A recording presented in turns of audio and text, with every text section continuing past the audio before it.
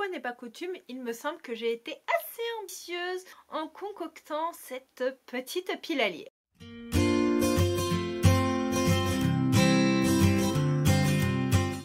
Hello mes petits érudits, c'est Johanna, bienvenue dans ma citadelle, je suis ravie de vous retrouver aujourd'hui pour vous montrer ma pile à lire du mois d'avril. C'est une pile à lire à titre indicatif, vous le savez, je ne respecte pas forcément mes piles à lire, mais c'est pour vous donner un ordre d'idée des livres que je dois lire et des livres qui me font plus ou moins envie pour le mois d'avril, sachant qu'il y a forcément d'autres services de presse qui risquent d'arriver et selon les deadlines que je peux rajouter à cette pile à lire, il y aura forcément des livres dont je n'aurai pas le temps de lire bien évidemment. Alors on commence avec celle-ci et pour débuter cette vidéo j'ai mis 2 lectures graphiques avant d'entamer les romans. Dans ces 2 lectures graphiques il y a la suite du webtoon The Abandoned Empress de Ina. J'ai mis le tome 2 mais me connaissant, sachant que j'ai la suite sous la main, quand je vais lire le tome 2 il y a moyen que j'enchaîne et j'ai très hâte de retourner dans cette histoire où on y suit cette jeune femme qui était censée devenir impératrice, sauf que mystérieusement une autre femme va débarquer dans son monde et suite à ça l'empereur va la mettre de côté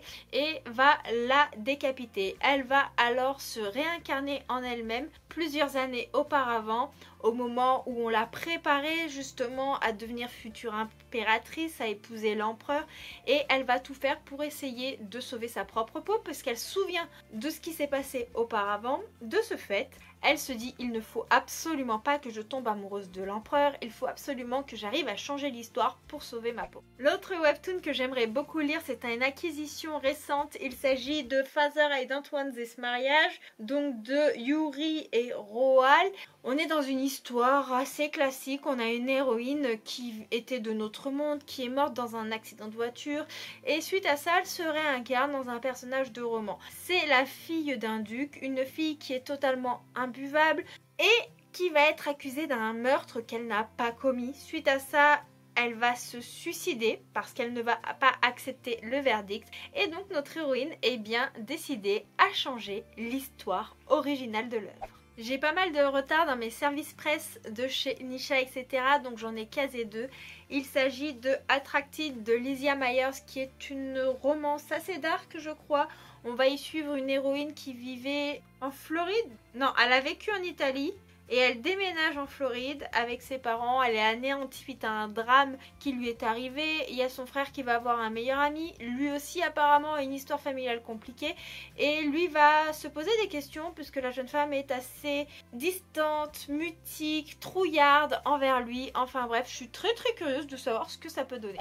Un roman qui m'intrigue également beaucoup chez Nisha etc. c'est Et soudain tu es là de Cécile Violette. J'avais beaucoup aimé son roman précédent qui était Entre 2 étoiles. C'était une romance qui mêlait la danse classique et le rap. C'était vraiment très envoûtant. Donc je suis très curieuse de découvrir ce roman qui est totalement différent puisqu'on y suit Hazel qui a qu'un seul rêve, découvrir Paris. Et quand son couple avec Zach, qui est son amour de jeunesse, va battre de l'aile, elle va en profiter pour aller étudier le français à San Francisco. Là-bas, elle va retrouver sa meilleure amie qui est sommelière et elle travaille dans le restaurant du demi-frère de Zach. Zach et Cassius, son ex, toujours livrés, espèce de bataille, il y a toujours eu une rivalité. Je suppose que notre héroïne va avoir une romance avec le demi-frère et donc que ça pourrait poser problème vis-à-vis de son ex. Voilà, j'imagine un truc un petit peu tordu comme cela. Pour détendre l'atmosphère, il y a une comédie romantique que je n'ai pas le temps de lire et pourtant j'ai très envie de la découvrir. Il s'agit de Pour le meilleur et pour le pire de R.S. Gray. J'ai adoré ce que j'ai lu déjà de cet auteur. J'étais morte de rire, j'avais dévoré le truc mais vraiment d'une traite. On est dans un trope avec un mariage arrangé, une Mr. Lovers millionnaire. Voilà, il n'y a pas besoin d'en savoir plus et je suis totalement tentée par cette comédie romantique. Juste d'en parler, j'ai envie de me plonger dedans, donc c'est plutôt bon signe. Après le rire, c'est le moment de glisser du dark avec une dark fantasy young adult Runborn de Ariel Holz qui est sous fond de mythologie nordique. Oui, vous le voyez apparaître dans toutes mes piles à lire parce que j'ai très envie de le lire. C'est un service de presse, mais je n'ai pas le temps. Voilà, c'est pour ça que je vous dis que mes piles à lire sont vraiment non exhaustives. Elles peuvent changer en fonction du temps que j'ai, de mes envies, de mes devoirs et ainsi de suite. Donc je vous ai fait des résumés de Runborn il y a peu de temps. Je pense qu'il est inutile que je m'attarde là là-dessus. Ma prochaine lecture d'ailleurs sera Mienne sera la nuit de Léanore Larc de chez Addictesy. Je suis en train de vous tourner un vlog sur les parutions Addictesy, donc j'ai déjà lu Le Chêne et la Foudre le mois dernier. Et je vous réserve mon avis pour cette vidéo justement, et puis il y a un post Instagram qui ne va pas tarder, et il y a Après Mienne sera la nuit qui va devoir être lu parce que je n'ai pas encore eu le temps de foncer dedans, et on nous dit elle est immortelle et en danger, il est humain bien plus puissant qu'il ne le pense. On va y suivre Green, une jeune femme qui depuis 4 siècles joue la vampire au bois dormant, c'est-à-dire qu'elle est endormie et elle a une malédiction qui aurait jamais dû être brisée. À quoi est due cette malédiction? La question se pose fortement. Mais on a Alasdair Osborne qui est un humain qui a décidé de sauver la jeune femme de cette malédiction. Notre héroïne va alors découvrir un monde moderne. Sauf que imaginez, après 4 siècles endormis, découvrir un monde moderne, c'est le choc. Elle est totalement perdue. Elle croit être la seule vampire qui reste à présent. C'est d'autant plus perturbant. J'imagine qu'après un réveil de 4 siècles, elle doit avoir soif. Ce serait logique. Ça me fait penser à Sylas, The Vampire Diaries, pour ceux qui ont regardé les saisons. Et pour éviter qu'un passé trouble se reproduise, elle doit absolument retrouver sa famille. Sa famille de sang, sa famille vampirique, je n'en ai absolument aucune idée.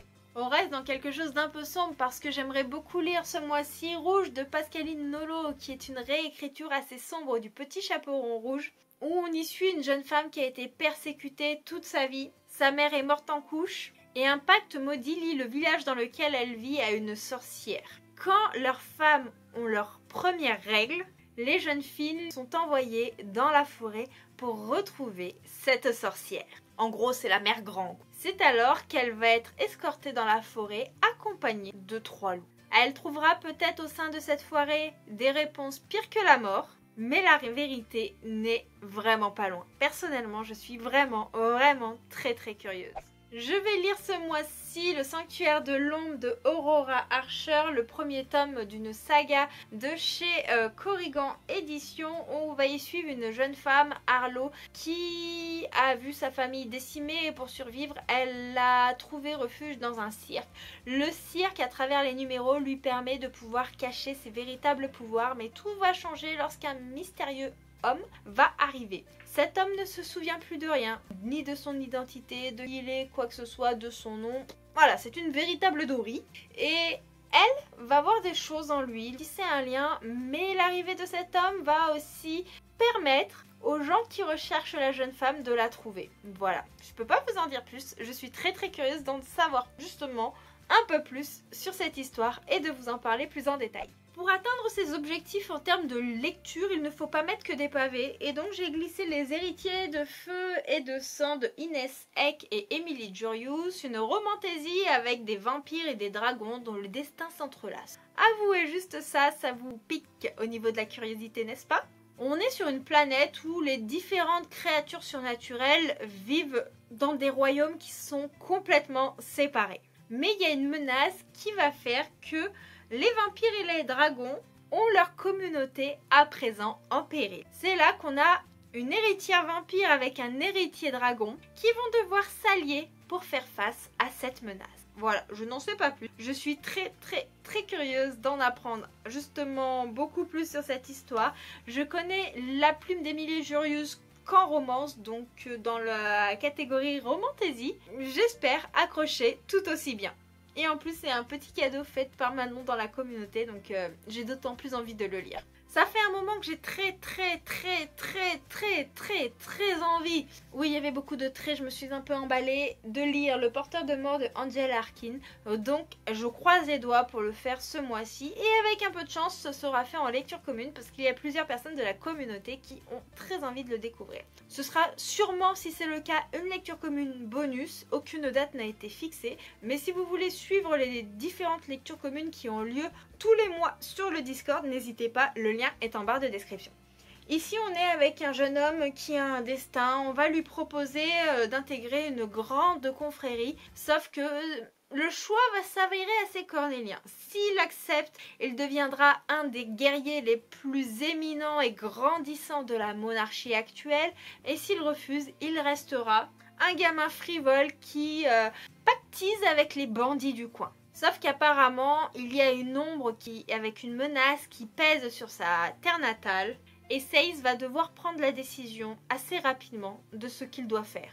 Parce que sinon, il va devoir faire face à ses propres démons. Alors le résumé ne dit pas grand chose, mais je sens que cette histoire va être envoûtante au possible. Déjà en romance, à suspense, Angel Arkin sait vous tenir en haleine comme personne, sait vous mettre des frissons, mettre des plot twists qui vous laissent sur le popotin. Donc je ne doute pas qu'avec le porteur de mœurs, il y a peu de chances que je sois déçue. Je termine avec une lecture qui est sûre d'être lue en ce mois d'avril parce que ce sera la lecture commune de fin avril. Dernière semaine, il s'agit de Fil d'or de Ophélie Duchemin, Les Gardiens d'Ulguérine, qui est une réécriture de conte, celle de Réponse. Le premier tome de la saga, c'était Rose éternelle, la réécriture de La Belle et la Bête, et ensuite il y avait Murmure de l'Océan, la réécriture de La Petite Sirène. Donc j'ai vraiment très hâte de découvrir le troisième tome de cette saga, et je dois dire que Réponse était un personnage déjà très intriguant de Murmure de l'Océan, donc connaître son histoire n'est d'autant plus que tentant. Voilà, ce sera tout pour cette pile à lire du mois qui est déjà correcte en termes de taille.